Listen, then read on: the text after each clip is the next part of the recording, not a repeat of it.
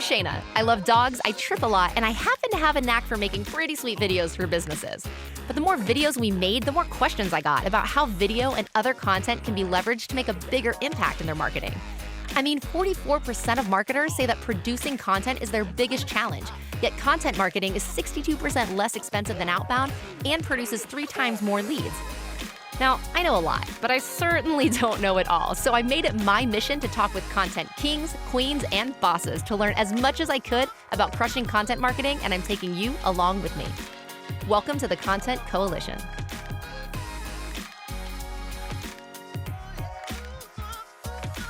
Hey guys, welcome to another episode of the Content Coalition. I am here with Matt Snodgrass of MarketingProfs.com. Thank you for coming on the show today.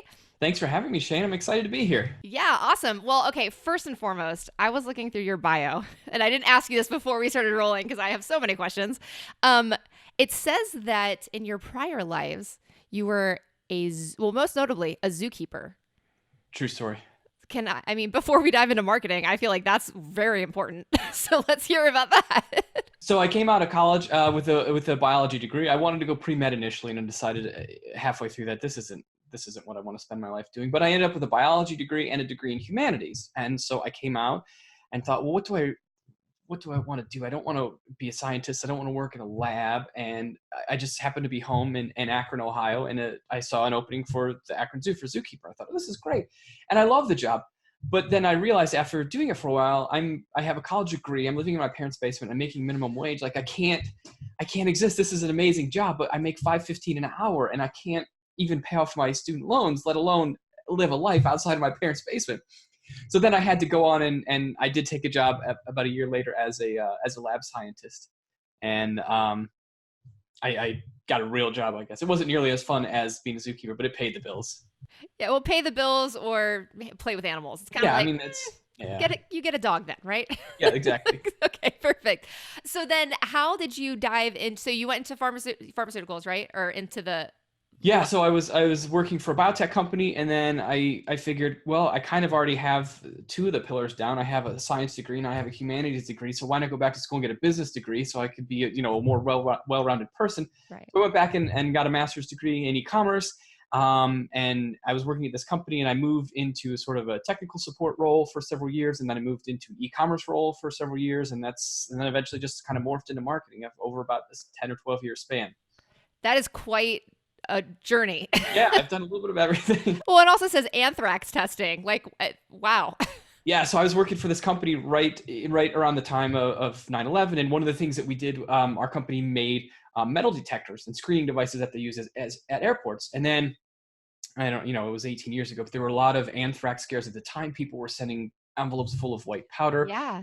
And I was working for that company, and they said, hey, we need someone to go to these state departments of health and help set up some of this testing equipment. And I said, sure, I'll do it. I'm young, I'm single, I'll do it. If anything happens to me, it's no big deal. So I worked for about a year going around the country and helping departments of health set up some of their testing equipment for all these sort of, bioterrorism attacks, anthrax being the biggest one.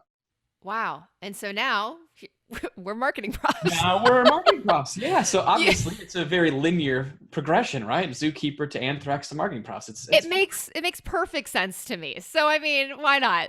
Awesome. Well, now that we have the 9 lives of Matt out of the way, let's dive into Marketing Profs. So tell everybody who's listening or watching what MarketingProfs.com is. So Marketing Profs, we are a training and education company, and we are focused on learning. And one of the pillars, the pillar of our organization, is the fact that learning changes lives. Learning has the power to change lives, and we specifically focus on marketing training and marketing learning, whether it's email marketing or account-based marketing. We want you to get better. We offer webinars and courses and in-person events and things like that.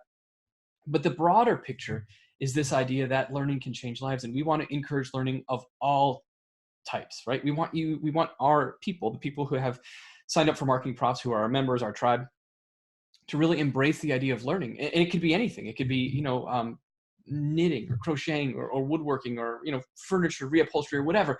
We just love to hear stories about people learning. So if you go to our website, each month we have a different story on our website that talks about someone and how they've learned and how that has impacted their lives.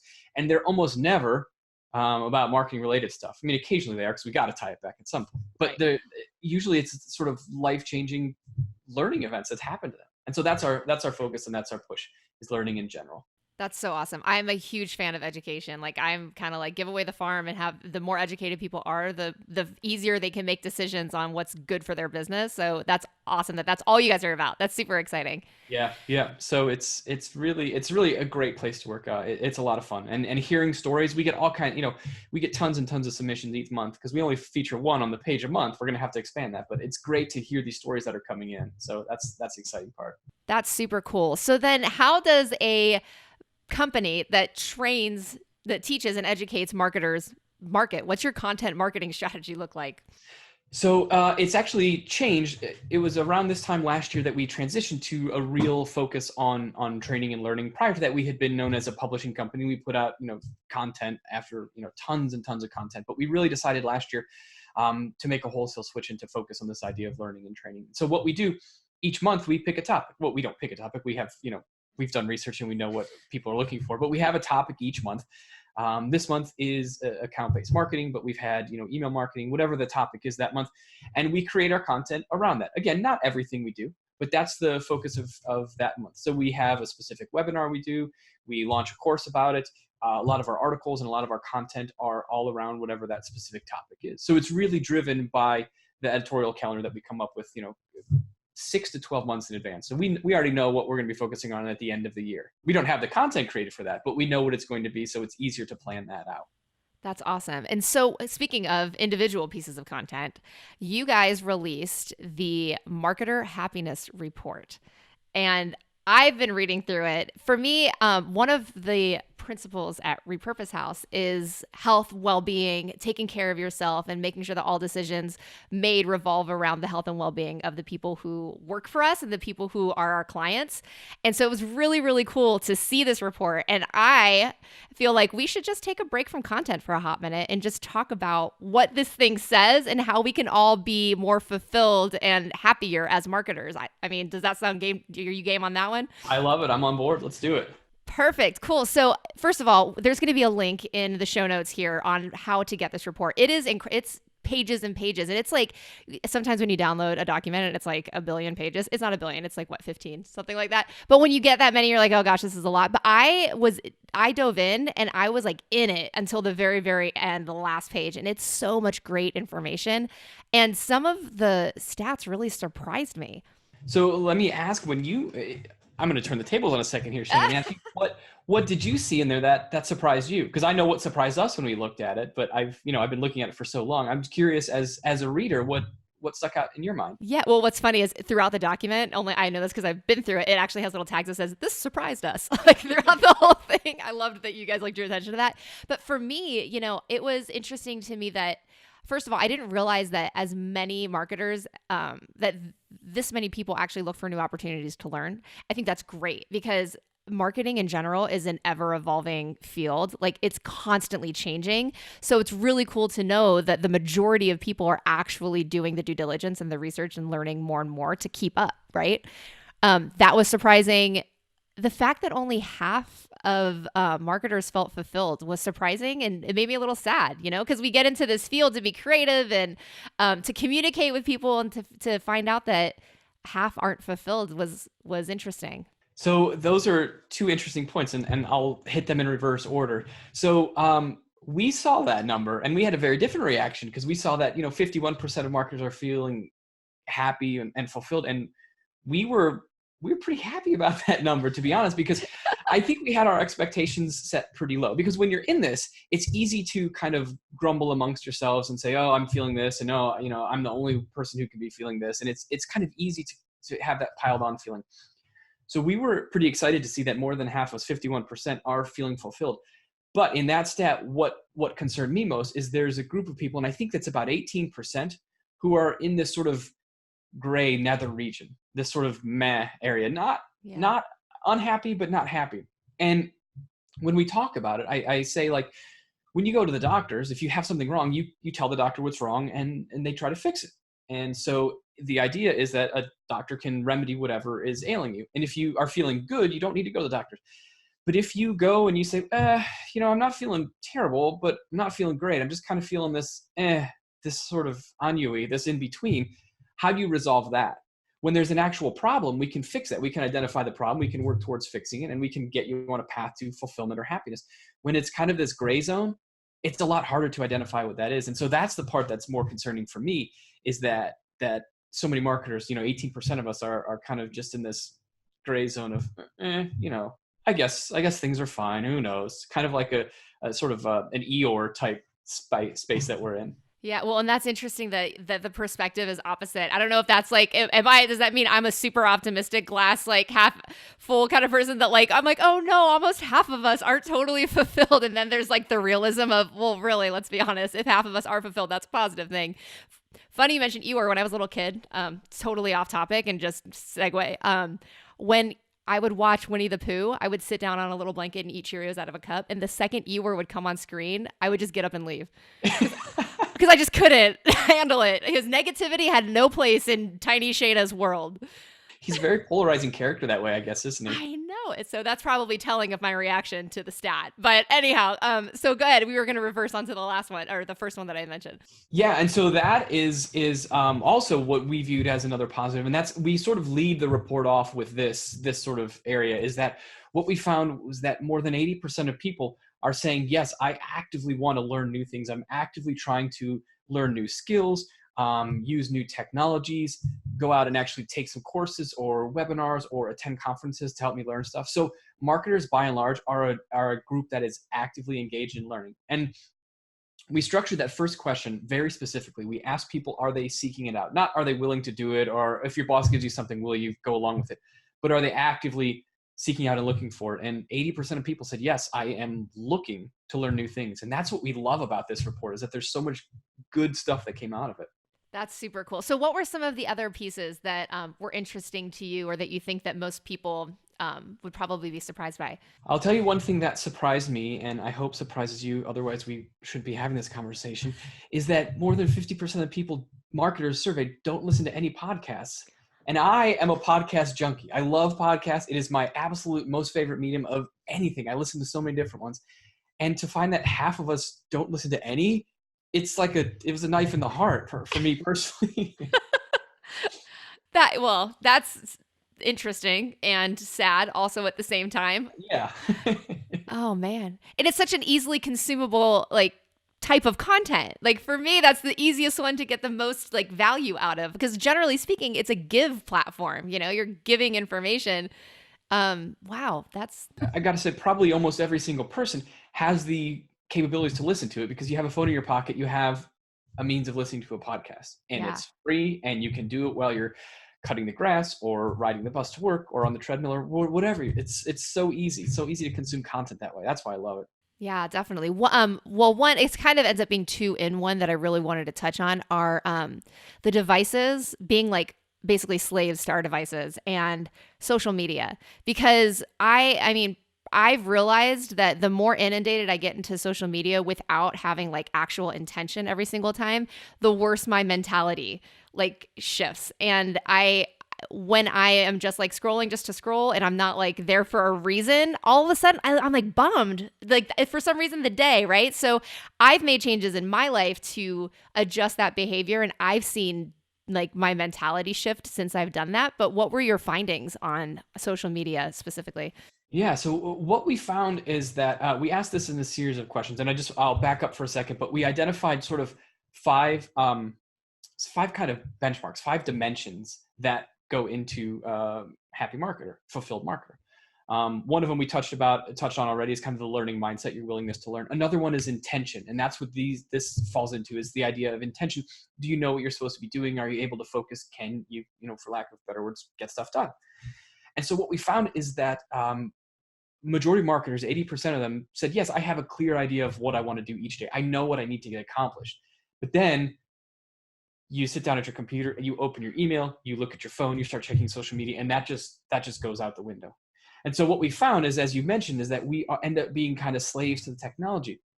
We found that the majority of people are their days are being run by their inbox, so controlled by whatever comes in, which is a very reactive way of doing things. There's, as you noted, you have to have intention when you're doing things. If you just are going into social media to scroll, if you're doing everything that is reactive, just responding to emails, all you're doing is reacting.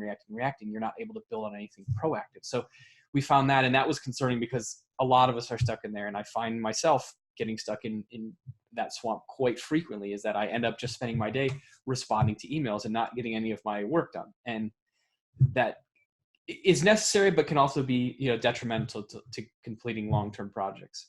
Yeah. We also, go ahead. Oh, no, go ahead.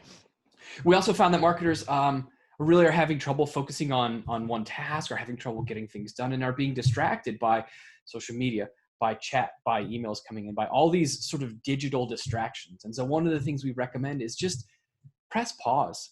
Find once a day where you can press pause. And I've done that myself almost every day, either between 2 and 3 or between 3 and 4, depending on what the schedule is.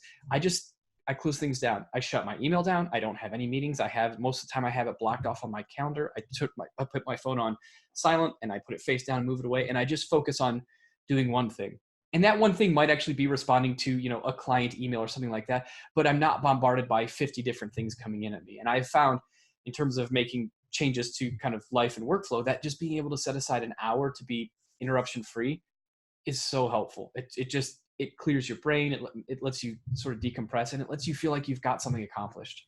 Yeah, absolutely. For me, one of the biggest items that really helped me kind of dial in schedule, and don't get me wrong, I fly off the beaten path often. We all do. I mean, it's right. It is what it is. But the thing that had the most impact on me was my mentor got me Living Your Best Year Ever, the journal. And what we've done is created if for anybody who doesn't know what that is, it's basically like you set your goals for the year and you break it down by the quarter and then by the month. And then you go into like your rhythm register, which is what you do on a daily basis that creates habits that will allow you to achieve your goals. Right. So, you have like eight or 10 boxes. I don't know, sitting over there, like open, staring at me in the face. I have to do that. Otherwise I forget it exists sometimes, but you start to create habits. Like if I know that I check, I'm going to check social media twice a day for an hour each time. And you make that a goal for the day and you check it off the box. And it's like, if you kind of stray off and end up popping into Facebook randomly at 2:15 because you're bored, and we shouldn't be bored, first of all, but then like, that's that takes it away from your day. And so really like actually being like having an initiative to create goals for yourself, to be on a schedule and to be intentional and to not let those things distract you. That's really helped, because saying you're going to be like, I'm not going to be distracted by that little red icon on the Facebook, icon on my phone. It's a lot easier to know that you've set goals for yourself and to also have somebody else keeping you accountable for it. That is a game changer too. For me, at least, it has been. Yeah, it's kind of the difference in sort of being there and being present, right? Because I mean, you can be there, but you're not really there. So it's the idea of being able to focus on one thing and having some sort of it sounds silly, but you almost have to have structure around these seemingly structureless things, like you mentioned, again, social media. And that's what we found, is that if you can put some structure to that, if you can put some limitations on some of these things, it ratchets up that happiness, that fulfillment factor pretty significantly. That's awesome. Any other part of this report that you wanted to talk about? One of the things that we found that marketers aren't doing a great job in terms of kind of taking care of themselves is making connections, and specifically individual, face-to-face or virtual face-to-face connections, like we are here, outside of their company. We tend to get pigeonholed into the four walls. We tend to talk to our coworkers, and we talk to our team, and we talk to our managers and our mentors or our mentees.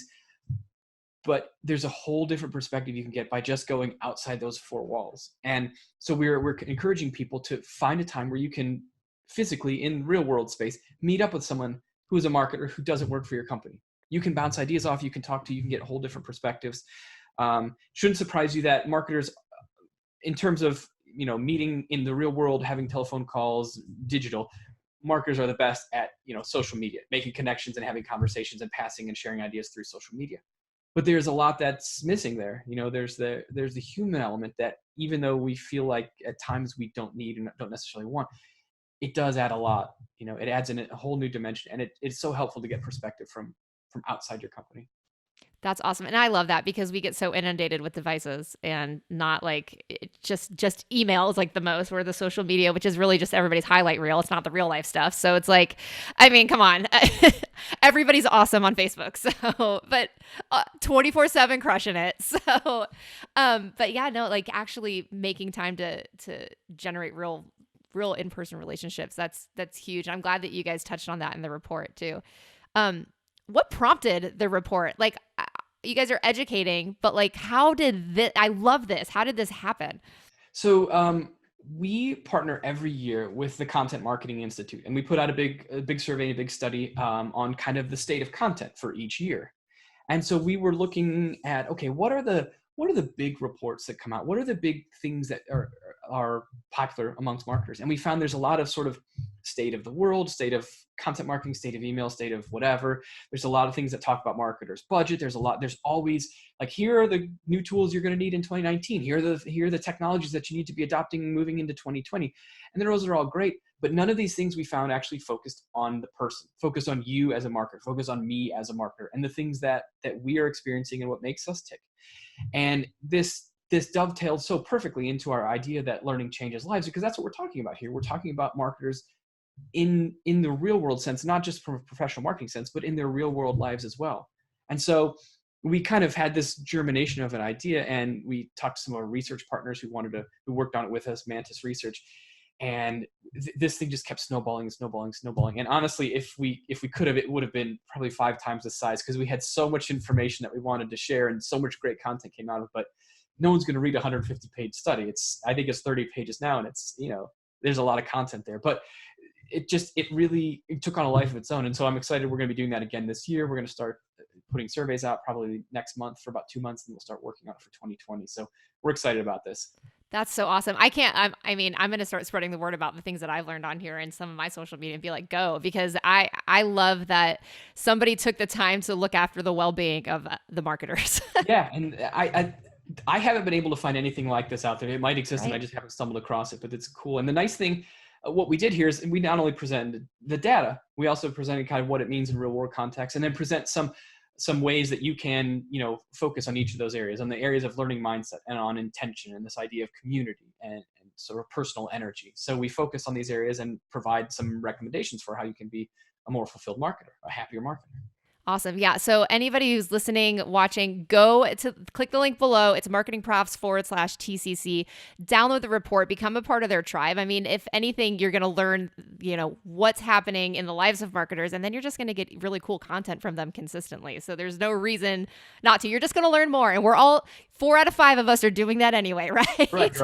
And sorry, just to clarify, it's a short link, so it's mprofs.com. Oh, mprofs.com. Okay, got it. Perfect. I had a different link here. There's going to be some link below, and that's what you're going to click, and it'll take you to this report. So, Matt, how do people connect with you and with MarketingProfs if they want to go check out what you guys are up to? So if you want to follow any of the MarketingProfs properties, whether it's Twitter or Instagram, Facebook, or LinkedIn, everything is just at MarketingProfs. It's real easy. One word, marketing, P-R-O-F as in Frank, Sam, MarketingProfs.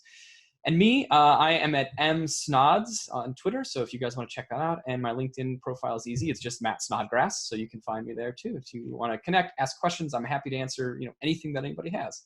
Awesome. Right on. Well, Matt, thank you so much for coming on. This was awesome. I'm so glad we kind of got to segue off of content for a little bit to talk about something that I'm passionate about. And clearly you are too. Yeah, absolutely. And thanks so much for having me, Shaina. It was a great conversation. I really appreciate the time. Yeah, awesome. And thank you everybody for listening and watching, and we will see you next week. Thank you so much for checking out this episode of the Content Coalition. Now, whether you're listening or watching, make sure that you subscribe to the YouTube channel and to whatever platform you're listening to it on, because you're not going to want to miss out on the incredible things that I'm learning with these amazing content marketing pros.